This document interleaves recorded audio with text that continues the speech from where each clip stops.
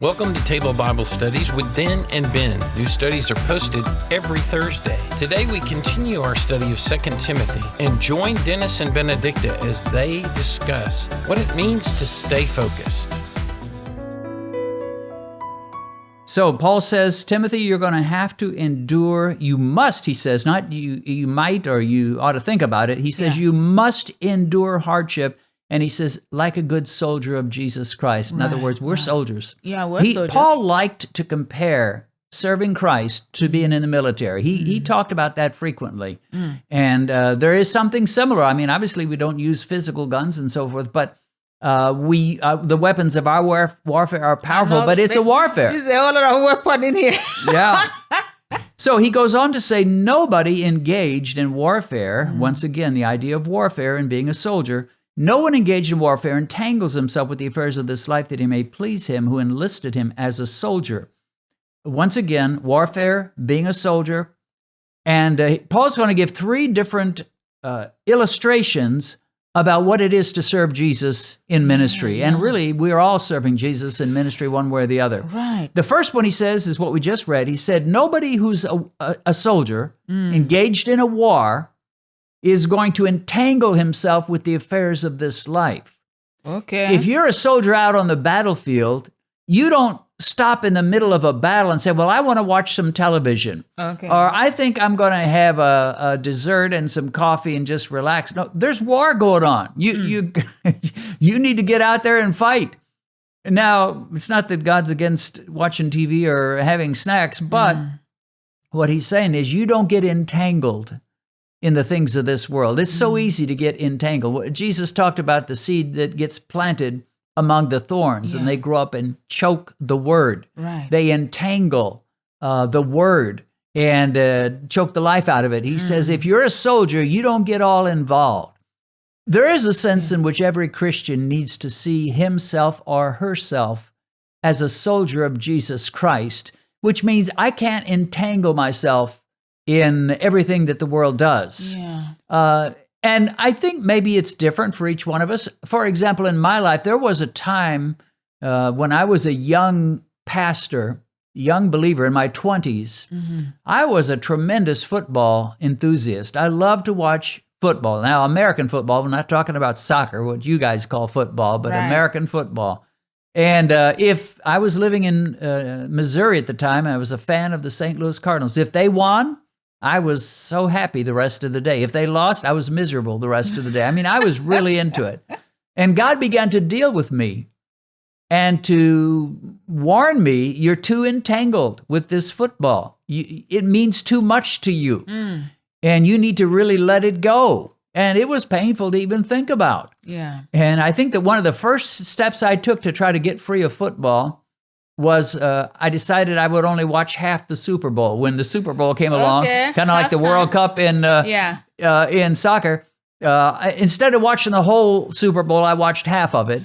Oh, and that is not good. That is even more I decided, I thought, I've got to watch the second half because if I watch the first half, I won't know how it ended. So I'll watch the second half. But eventually, it got to the point where I just gave it up altogether. And I mean, I might watch the Super Bowl these days just to see what the commercials are like. They're kind of funny. Oh, sweet. But 3 hours, I can't afford 3 hours to just stare at something. Now, if I thought it was going to be something that would enhance our relationship, if you were a big fan, I'd watch it with you. But since it doesn't mean much to you anyway, it's like, why should I sit there in front of a screen and watch a football game for 3 hours when Benedicta probably wouldn't care? I am engaging into football now, and I have some of them that are so that I love to watch. Okay, name one professional football team. Are What's you the freaking name? kidding Can you me? name one? No, I can't go naming names. If I name names, this will be like, I thought that she's gonna name me. But I thought I'm the favorite. Right. So you like the cuteness of the uniform. Oh, that's a pretty uniform. I think I'll root for that team. I have my favorite teams playing. Okay. Yeah.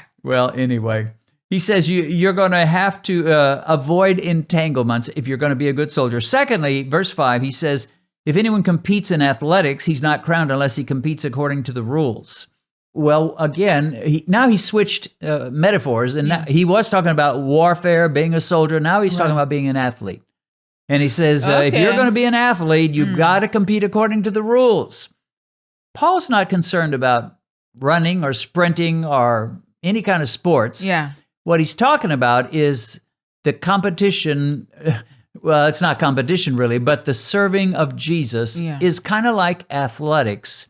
You got to follow the rules. Yeah. So as I was thinking about this, I said, okay, what are the rules for effective service of Jesus and effective ministry? Now keep in mind, I'm not trying to figure out rules that'll get me saved or keep me saved. I'm saved through faith in Jesus. I'm not worried about losing my salvation. I'm not the least bit concerned that if I slip up, I'll head straight for hell. But there are rules that will govern whether we are effective in ministry or ineffective. And I say to myself, all right, what are some of those rules? I think of one rule above every other rule that's like the mother of all the rules. Paul says the athlete has to follow the rules if he's going to win.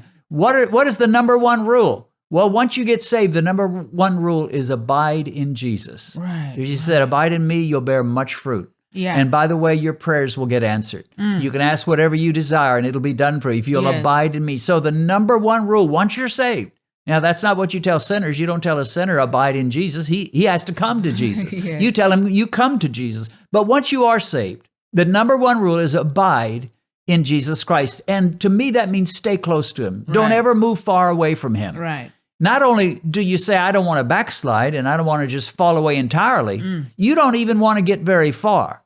That means you're going to be in the Word. You're going to be in prayer daily. Yes. And not just in the morning for a little devotional time, but at noontime or sometime in the afternoon or in the evening, you'll pull away and spend some time with the Lord. And you'll be uttering bursts of prayer throughout the day. Yeah.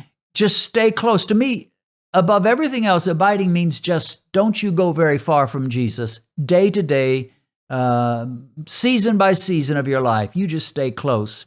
To me, that's the number one rule. Yeah. A couple of other rules that come to mind. One is, Jesus said, if you use what you have, you get more. He that hath shall more be given. So whatever you have, a lot of times we don't start out with too much when we're young. You want to serve Jesus. You want to be effective. You want to be fruitful. You want to be anointed. You want to do some good. And you're like, well, what do I have? I don't have much. Find out what you can do. I've taught Sunday school to little kids and preached sermons to them. I've knocked on doors. You just find something to do. Right. You might say, well, when they invite me to preach at church, then I'll really have something to do. But they may never invite you to preach at church. But there's got to be something you can do. Talk to a neighbor, share Jesus with your children, have Bible studies, invite a neighborhood couple into your home and have a Bible study, or just talk to people. There's got to be something. Find something to do. Or be a janitor at the church, or be a greeter, or an usher, or tell people where to park. Just find something to do. Yeah. What say you? Yeah, you're right. It's like, having some activities. There are so many activities in the church going on. So it's like you find yourself in one that you can handle as a new believer. And I did it when I gave my life to Christ. Although I was all over the place, wanted to do everything at the same time. Which is a very healthy attitude in those early days. You just do whatever you can find. Yeah. So like you said, when you receive Jesus Christ, abiding, like staying with him, is like, okay, reading the word is not as if you see a statue, just go and, attach yourself. Jesus is not in that statue. And, so it's like praying and reading the Bible. And at the same time, what I call that is like you have daily activities with the Lord comprising all this, praying, singing some worship. You can play in your, comfort place, and at the same time, reading the word and go to church. Some of the activities in the church you can ask or tell your pastor what you can handle or what you can do. If you can start with the cleaning of the church. So there are rules for service to Jesus. Again, abide. Number 2, use whatever you have. Use every opportunity you have, whatever you can do. And then there are moral rules as well. Sorry, before we go to the moral rules. Yeah. I was like, something, dropped in my mind. Like, what about some, rich and wealthy people that will come to church, for the first time, or they are new. So you'll be like, okay, I am that big, I don't have to go sweeping church, but you can hire some people that can clean the church, or ask the pastor what you can do financially in the church to help the church. Okay, but I would say this would probably be good for those rich people to sweep go the ahead church. and sweep the church, teach them a little humility. So nothing wrong with that. But Okay. let's just hit the moral rules quickly. We've got a lot to moral cover. rules, yeah. But we all know we're imperfect. And you're not perfect, I'm not perfect. People watching this aren't perfect, nobody is. Right. But that doesn't give us an excuse to flaunt the moral laws of God. You can't just say, well, I'm going to sleep around because we're all just human, we're all imperfect. Yeah. There are scandals that can wipe out your ministry. There are things so Right. flagrantly wrong, so scandalous, your ministry is going to sink. Yeah. And you got to follow the rules, and you've got to live an upright life. The Bible says about Barnabas, he was a good man, full of the Holy Spirit and faith. It gives you the idea he lived uprightly. So you've got to live morally. You've got to live a decent life. Yes. No, nobody's perfect, but there are some decent people that they just live relatively uprightly life. Maybe they get a little grumpy with their husband or their wife once in a while. Maybe they say something later they think I shouldn't have said that, but they're not getting into all kinds of scandals. They're living uprightly, and we need to do that. Yeah. All right, Paul goes on and says, consider what I say. In other words, I've been talking about soldiers, I've been talking about athletes. And, he gives one more. Verse 6, the hardworking farmer must be first to partake of the crops. So if you're growing a bunch of corn in your field, what are you going to do? You're going to sample that corn when it gets ripe. You're going to take some corn and cook it up for supper and say, well, I've got a good crop of corn. You're the first to partake of the crop. Okay. Now, what's Paul talking about? He's saying, if you're the hardworking farmer, you're in the ministry, and he's talking to Timothy, who is a minister, Okay. you need to be first to partake of the fruits of Jesus Christ. His patience, his kindness, his love should appear in you and motivate others to want the same things. Okay. So you're partaking of the crops, the fruits of Jesus Christ. You can't be a minister and you say, well, I'm a gifted speaker, but don't expect me to live any differently. In fact, I'm going to live worse than everybody else. Yeah. No, if God's put you in ministry, you may be a gifted speaker, but you better also partake of the crops, partake of the fruit, the love, the joy, the peace, the long-suffering, the uprightness, the level of decency that should accompany every Christian. That means that our character must be upright. Exactly. And he's going to talk some more about character here later on in this chapter.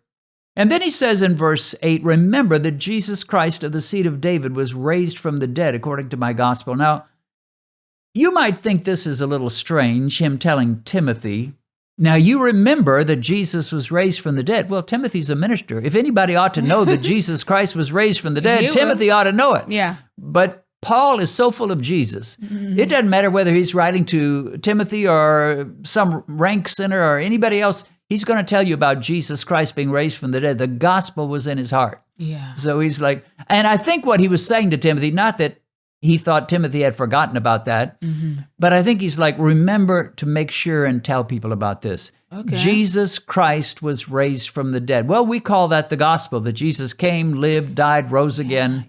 And if we'll put our faith in him, we'll live forever. And he's like, remember, keep these things central. Jesus Christ was raised from the dead, the resurrection. And how sad it is when pastors will not preach on the cross and the resurrection ever. There are some pastors that you might hear about the cross in some of the songs they sing beforehand. Okay. But when they preach, you could go there for, half a year and hear very little about the cross and the resurrection. So Paul's word was not just to Timothy, it's to every minister, every Bible teacher, every Sunday school teacher, every pastor, every evangelist. Remember this. Yeah. Jesus Christ was raised from the dead, according to my gospel, says Paul. Pretty important, huh? Yeah, very important. At least I have had you over and over again, teach on that. Right. And the whole thing is like, since I'm learning from you, it's like, getting into me that much. Like each time I preach, I have to get in there. Like, if Dennis is going to listen to my message when I'm done, If I want a happy husband, I better preach Jesus somewhere in this message. If I want And to. let me tell you a little something about Yeah. me. There's times where I'll write these short devotionals. They're just Right. like little 8-minute talks. And suddenly I'll get scared. I'll think, did I have much about Jesus in that? And I'll look it over real quick. And Right. when I see, oh, yeah, he's there, I'll go, okay, we're good. Okay. I've got something about Jesus in there. I presented him. Not that you got to preach John 3:16 in every talk, every teaching, every lesson, but you can't ignore Jesus. So here's Paul, who is a minister, talking to Timothy, writing to Timothy, who is a minister, and saying, now, Timothy, you remember Jesus Christ was raised from the dead. Exactly. The resurrection, which implies the cross. You can't be raised from the dead if you haven't died. So he had to have died. Then he got raised. And Paul's telling him, remember that. And when you're preaching, remember it. When you're teaching, remember it. When you're, of course, I don't think Timothy was a singer, but if you are a singer, remember to sing about the cross sometimes and the resurrection. I think that is what you're doing. The study you were kind of putting together with me that we're going to send out to some people. Yeah, Jesus Conference. Yeah, Jesus Conference. So it's like what this is like speaking exactly what we're doing in that particular thing we're setting up. Yeah, exactly. Thanks for watching our study of the greatest book ever written, the Bible. In addition to these Bible studies with Ben and me, I also share what I call video devos, which are short teachings I give on various Bible topics. These teachings are normally, but not always, posted on Mondays.